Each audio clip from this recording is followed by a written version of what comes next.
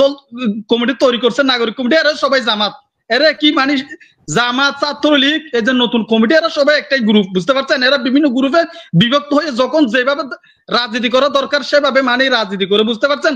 আমি করবো, আমার ক্ষমতায় আমি চেয়ার বসে আছি, তো সে কিভাবে বলে যে শেখ হাসিনারে ধরে নিয়ে আসবো, বিচারের কাঠগড়ে দাঁড় করাবো, ফাঁসি দিব, তারপরে নির্বাচন? এটা আসলে আপু এই ধরনের কথা আসলে হয় না, এটা হয় না, এটা হবে না। যেহেতু বড় বড় আলাপ করেন যে ছাত্রলীগ করতে হয়েছে বাধ্য হইয়া, তো ছাত্রলীগ তো খুন করছে, গুম করছে, দর্শন করছে, ওইসবের অংশীদার নিবেন না আপনারা?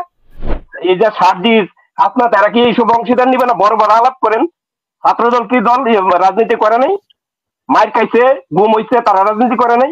আপনারা সবকিছুর বিদ্যমানে শুধু বিএনপির বিরোধিতা করা ছাড়া কি আপনাদের ঘুম ধরে না? আর নির্বাচনের বাধা শুনেন, এই ইউনুস সরকার যখন থাকবে না ক্ষমতায়, বা ইউনুস সরকার যদি আজকে রাতে মারা যায়, কালকে কে চালাবে রাষ্ট্রটা? এরপরের দিন থেকে কি আর দেশের সুশাসন হবে না? নাকি হাসিনার বিচার হবে না? ফালতু আলাপ বন্ধ করবেন, বুঝছেন? রাজনীতি করতেন স্যার, দাঁত বন্ধ রেখেছেন, রাজনীতি করবেন, বুঝছেন? পাদানি খাইবেন, পাদানি খাইবেন। আপনি আমার অতিথিকে না না, আমরাও প্রবাসী থেকে আন্দোলন করছি। আমরা কি তাদের ওই কোট আন্দোলন করছি নাকি? ফালতু আলাপ বন্ধ করবেন। এই ফালতু আলাপ করে দেশে গন্ডগোল লাগাইতেছেন আবার, বুঝছেন? ফালতু আলাপ করে দেশে গন্ডগোল লাগাইতেছেন। ইউনুস সরকার কি বাংলাদেশে 6-7 মাস রেমিটেন্স বন্ধ করেছে, ব্যক্তি মেরে এখন ছাত্রলীগের বাংলাদেশের ভাই না হ্যামলেট। নাগরিক কমিটির ওনার কাছে আমার একটা প্রশ্ন, আপনি বলতেছেন আপনারা ছাত্রলীগ করতেন, আপনি নিজে স্বীকার করতেছেন, বাধ্য হয়ে করছেন, তো সমস্যা নেই, আপনি তো নিজে স্বীকার করছেন ছাত্রলীগ গুম করছে, হত্যা করছে, হেলমেট বাহিনী সব যা করে তা করছে। তা আপনি যদি ছাত্রলীগ করে থাকেন অবশ্যই এটাও আপনি করছেন। তা আপনি যদি ফুস দিয়েছেন সেটা স্বীকার করছেন, তুই যে দর্শন করছেন সেটা কেন স্বীকার করতেছেন না?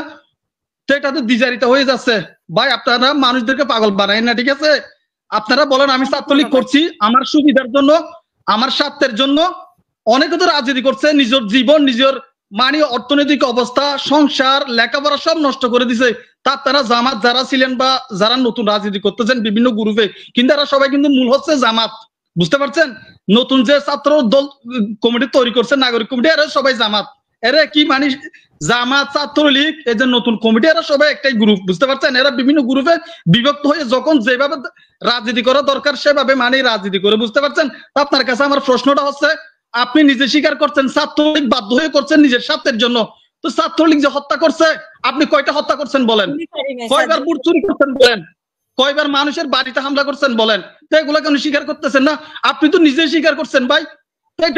এসব দ্বিচারিতা কেন করতেছেন? মানুষকে আর কত পাগল বানাবেন? আমরা প্রবাস থেকে আন্দোলন করি নাই কেন? ছাত্রদেরকে কেন রাজনীতি করতে হবে বলেন? আপনারা তো প্রথমত মনে করেন আমরা ছাত্র, আমরা রাজনীতি বিশ্বাস করি না, আমরা ক্যাম্পাসে ছাত্র রাজনীতি চাই না। এখন আপনারা আবার রাজনীতি করতেছেন মিয়া, এত লুফ কেন আপনাদের? কেন দেশের জন্য আপনি আন্দোলন করছেন, সবাই আন্দোলন করছেন, ক্ষমতা যেতে হবে নাকি মিয়া? এই যে আপনারা যে বিভিন্ন জায়গায় পুলিশ নিয়ে, প্রটোকল নিয়ে ঘুরতে আছেন, এই যে সরকারের টাকা খরচ করে, এগুলো কার টাকা? আপনারা যে এগুলো করতে আছেন। আর এই যে সার্জিস আলম বলতেছে নির্বাচনে হাসিনার বিচারের আগে নির্বাচন কেউ বলতে পারবে না। উনি কি রাষ্ট্রপ্রধান? আর 5-10 বছর কি বিচার কি শেষ হবে? 5-10 বছর কি হাসিনার বিচার শেষ হবে? আপনারা দলে যোগ দিবার জন্য আপনারা চাইতেছেন স্থানীয় সরকার নির্বাচন। আগে আপনাদের পুরা কমিটিটা গঠন করে শক্ত করে তারপর জাতীয় নির্বাচন, এটা কিন্তু বাংলাদেশের জনগণ মানবে? আর শেষ প্রশ্ন হচ্ছে, পার্টি তৈয়বুর রহমান, শমসের মোহাম্মদ চৌধুরী পার্টি বানিয়েছে, ওনারা জাতীয় ইলেকশনে বিরোধী দল থাকবে অথবা সরকার যাবে এরকম মনোভাব করে।